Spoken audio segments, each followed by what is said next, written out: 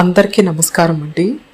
హనుమత్ జయంతి సందర్భంగా హనుమంతుడి యొక్క విశిష్టత గురించి తెలుసుకుందాము. అచంచల భక్తికి, అద్వితీయమైన శక్తికి తార్కాణం ఆంజనేయ స్వామి. వినయానికి, అభయానికి నిలువుటద్దం ఆ హనుమంతుడిని అంటారు. అబ్బురుపరిచే ఆయన గుణగణాలు మానవాళికి మార్గదర్శకాలుగా, రామబంటు తత్వం అద్భుతం, ఆదర్శప్రాయమని అంటారు.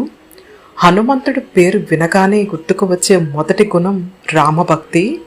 శ్రీరాముడు పట్ల మారుతి భక్తికి కొలమానమే లేదు. పెద్దల పట్ల అలాంటి మన్ననను, దైవం పట్ల అచంచల భక్తిని మనం అలవర్చుకోవాలని హనుమంతుని చూస్తే తెలుస్తుంది. ఉత్తమ నడవడికకు అది పునాదిగా అవుతుంది. బుద్ధిమతాం వశిష్టం, బుద్ధిమంతులలో శ్రేష్ఠుడు అని కీర్తిని అందుకుంటాడు హనుమంతుడు. అటు కండబలం, ఇటు గుండెబలం రెండూ ఆ స్వామికి సొంతం.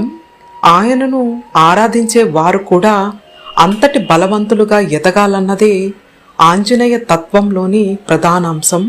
రామ లక్ష్మణులు సుగ్రీవుణ్ణి వెతుక్కుంటూ కిష్కింధకు వచ్చినప్పుడు వారిని పరీక్షించడానికి సుగ్రీవుడు హనుమంతుడిని పంపిస్తాడు. అప్పుడు హనుమంతుడు భిక్షుక రూపంలో వెళ్ళి వారితో మాట్లాడతాడు.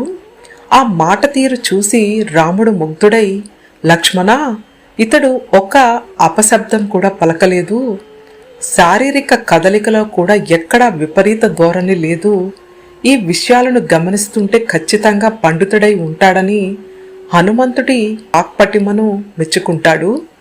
ఇవన్నీ ఆంజనేయుల్లోని భావ ప్రకటన సామర్థ్యానికి తార్కాణమని అంటారు.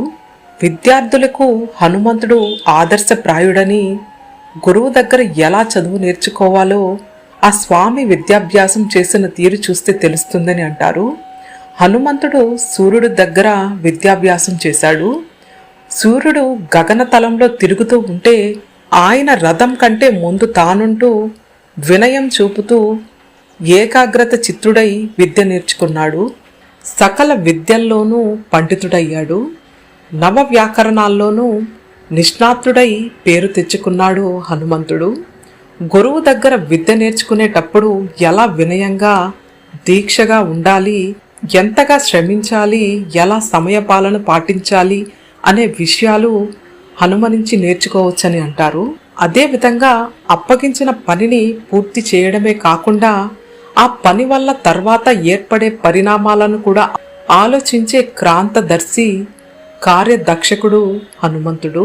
సీతమ్మ జాడ కనిపెట్టమని రాముడు చెబితే హనుమంతుడు సముద్రాన్ని లగించి వెళ్ళి సీతమ్మను చూడటమే కాకుండా రావణుడి శక్తిని పరీక్షించి లంకను దహనం చేసి రాక్షసుల గుండెల్లో భయం పుట్టించి తిరిగొచ్చాడు. అలా పనిని పరిపూర్ణంగా ముగించడం ఆయన ప్రత్యేకత. క్రమశిక్షణాంతరంగా ఎదగాలనుకునే వారికి ఈ లక్షణం ఎంతో అనుసరణీయమైనదని హనుమంతుని ద్వారా మనం తెలుసుకోవచ్చు. అపారమైన శక్తి ఉన్నప్పటికీ హనుమంతుడు ఎప్పుడూ గర్వించలేదు. తన విజయాలన్నీ రామకృప వల్లే సాధ్యమయ్యాయని నమ్మేవాడు. అందుకే లంక నుంచి తిరిగొచ్చాక రాముడు హనుమంతుణ్ణి కౌగలించుకొని అభినందించేంతటా గౌరవాన్ని పొందాడు. ఎవరికీ దక్కని రాముడు హృదయలింగన భాగ్యం పొందినప్పటికీ ఆ పవనసుతుడు, నేను కేవలం నీ దాసున్నే, నీ నామస్మరణ వల్లే సముద్రాన్ని దాటగలిగాను అని రామచంద్రమూర్తికి నమస్కరించాడు. అది ఆయనలోని వినయపూర్వక స్వామి భక్తి. ఎటువంటి కష్ట సమయంలోనైనా కుంగిపోకుండా తగిన మార్గాన్ని వెతకడం హనుమంతుని నైజం.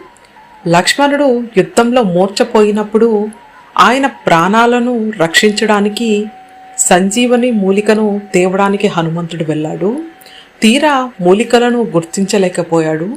అప్పుడు సమయాన్ని వృధా చేయక ఆ పర్వతాన్నే పికిలించుకుని వచ్చాడు. అది ఆయన అచంచల ధైర్యానికి, సమయస్ఫూర్తికి నిదర్శనమని అంటారు. హనుమంతుడు ప్రదర్శించిన ధైర్య స్థైర్యాలు వర్ణింప సఖ్యం కానివి. శక్తికి వినయం తోడై అది దైవత్వంగా భాషించింది.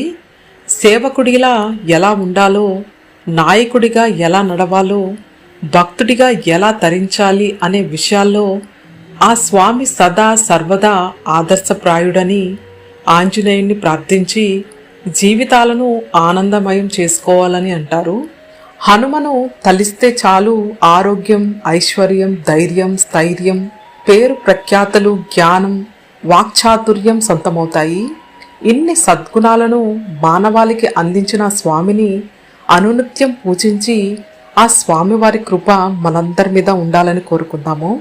శ్రీరామ జయ రామ జయ జయ రామ జై శ్రీరామ. జై హనుమాన్. గోవింద హరి గోవింద.